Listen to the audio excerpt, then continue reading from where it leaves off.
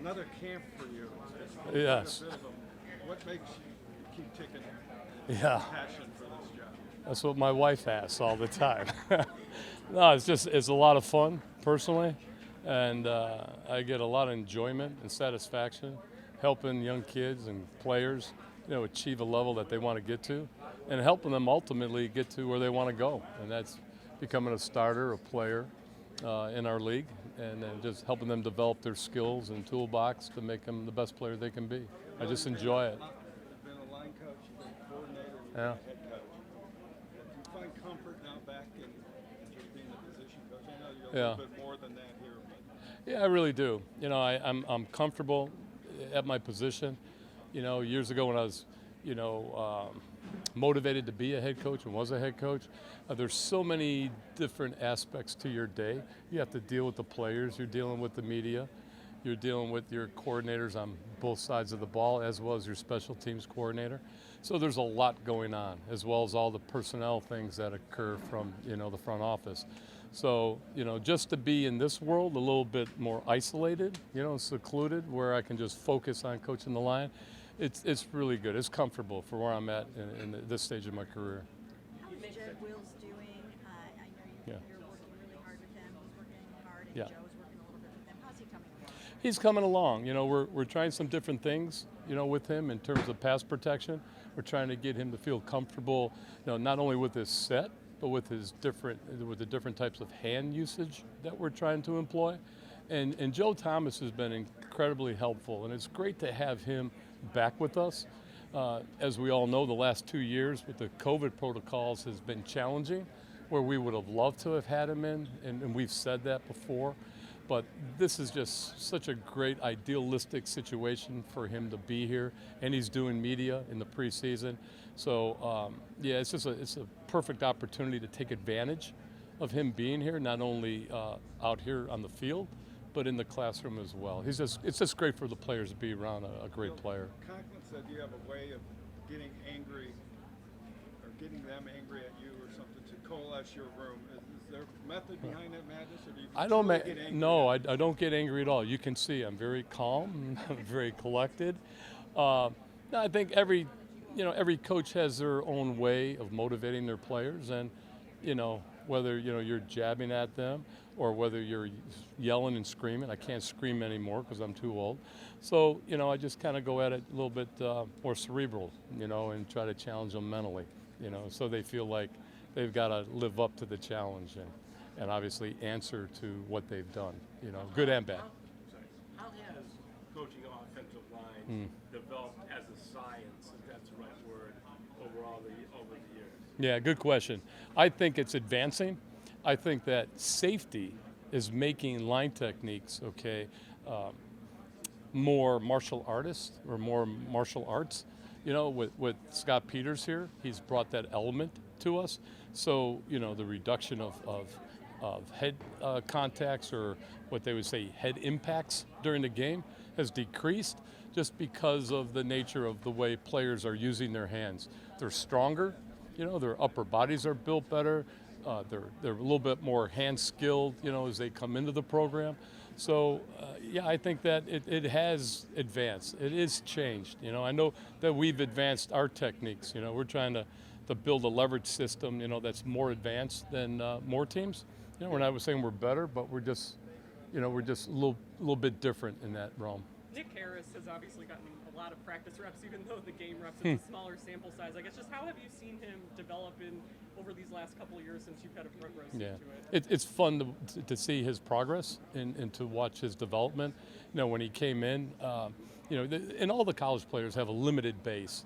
And then when they get here, they're just they're blown away at how much they have to do and how much goes on. And then to see him grow, not only physically, because he's done a great job in the off-season in the weight room, but mentally, picking up the system, learning how to communicate calls, getting players in the right spots. And what's really impressive is his dialogue off the field and the questions that he asks. They're excellent. They're really well thought out. They're meaningful, and they're applicable. That's I would say his development mentally has really grown more so than his physical development. Bill, it seems that the Browns gave you a lot of influence in bringing Wills here, and also the decision to let Treader go and turn over the reins to Harris. I don't make those decisions. They consulted. Well, I'm just saying. I mean, those are front office oriented. The question is, Yes, sir. the influence that they give you in your expertise. Would that occur everywhere at this stage of your career? I don't know. I'm really humble about that. I really just try to be who I am and what we are. I don't really look for any kind of advantages of that nature. Our front office is great to work with. Andrew has been superb in every realm. Just the communication between he and I and players has been important. I think it's a really healthy dialogue. We agree to disagree on certain things when it comes to draft. So I think that's really positive. I enjoy that. That's fun. When you have a group of people that are headed in the right direction, that know what they want, but also they're challenging in their dialogue, to get exactly what they want to get. To go back to your leadership style, I guess Wyatt was talking a little bit about it yesterday. It's an offensive lineman. Most guys don't want to pick a fight with them, but you're not afraid to get in these guys' face and let them. No, he embellishes a little bit. Yeah, We all know Wyatt, right? I mean, but we just. I guess overall, how did you find your leadership or motivation I know. style? It's throughout your crazy, career? isn't it? I'm really short. I don't weigh a lot, so coaching these guys is different. So I remember way back in the early '80s when I wanted to be a quarterback coach because I played quarterback and I loved the West Coast offense. I went to the University of Illinois under Mike White, who had just gotten the job at Illinois, had to come from the San Francisco 49ers under Bill Walsh. I wanted to learn the West Coast system, so I went there as a graduate assistant with the hopes that I'd be a coordinator and a quarterback coach. And then along the lines, as I was coaching, I got promoted to tight ends. I think I was only 25 or 26. And then all of a sudden, the line coach left, and he said, "You're the line coach." And so I said, "Oh boy, what do I do now?" So I had 25 or 26 kids in my line room, and here I am. I've coached the tight ends and the tackles, but I didn't coach the line. So it was my first opportunity to get in front of a group and really teach technique, and Coach White had helped me with that. He was a great mentor, and a good friend, and it was just, one of those experiences that you would never expect. And then I just kind of ran with it, so. Somewhere along the line, you became an expert on the wide zones. Yeah. Where did that occur? When I was in Oakland, actually when I was at Wisconsin, we were running the wide zone, and that's really what kind of helped me, segue into the NFL. So we were running a lot of wide zone. We ended up going to the Rose Bowl. We won the Big Ten. Interesting enough, I went to the Eagles based on the recommendation that we were a wide zone team. So we were learning the wide zone, and then getting into the NFL, having been at Oakland in the AFC West, Alex Gibbs was a huge influence because we were seeing him twice a year. We were seeing all his tape, and it just started to grow on me more and more. And I just love every aspect of it. You were a line coach at Wisconsin. I was the line coach. Oh. Yeah. I had several mentors there at Wisconsin.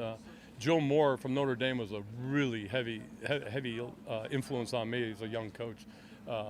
He's now deceased, but when he was at Notre Dame, he and I would get together several times during the year because he and Barry Alvarez had kind of grown up in Pittsburgh, knew each other. They were on the Notre Dame staff together, so it was just a great opportunity to get with him and just exchange ideas. And he was a more experienced coach at the time, so he was really influential to me as a young coach.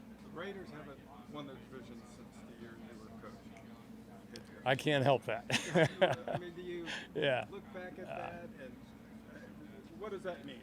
I just, I look back at all those experiences, and I'd look back to see what I learned and what could I do better. I think each experience that you're involved in, when you look back at it, you always say, okay, maybe I can do this different. I can learn from that. It'll help me grow as a coach. Not only from, coaching aspect, but really, with the players themselves. I think that's the most important thing. Who's the best We'll offensive do lineman? two more for Coach. Best offensive lineman you ever coached?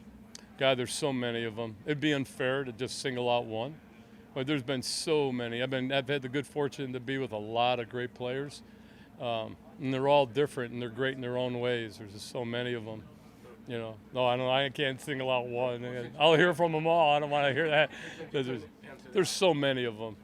I've been really fortunate, but there's a lot of great players. There's tackles, there's guards, there's centers. So hard to equate just one. Do you find in that building your reputation as a great offensive line coach makes it easier to get these guys to listen to you? I think I really believe this. I believe that players will listen to things that help them have success. And as a coach, as you grow, you have more experiences, so you have more of a reserve, of things that you've experienced and done and changed. So I think most importantly, how you help a player or tweak a player or fix him relative to what he needs help with, is vitally important. So I think I come at him from a different viewpoint, because I'm fortunate to have those experiences, and really try to help them, maybe alter something that they're doing to help them to get better. We've seen the tight ends really take a passion for blocking, Yeah. and they're doing a lot of work over there with you. How have you helped instill that passion and get them Yeah. where they want to be in blocking, where you want them to be? I think TC has done a very good job, and it's a tough role considering when you come in from the quarterback room into the tight end room, you're a in between position coach, because the tight end coach has to be a part of the protection plan, the pass game plan, the route plan, and then the run block plan. So Scott Peters meets with the tight ends on the field every day, at 7:30 in the morning, and goes over all the various techniques, that they're going through. And so it's been kind of a shared responsibility. We're helping TC. TC is learning, and doing an incredible job. I mean, it's a hard position because there's so much. So if we can lend assistance to that position, we'll certainly do that, which we are.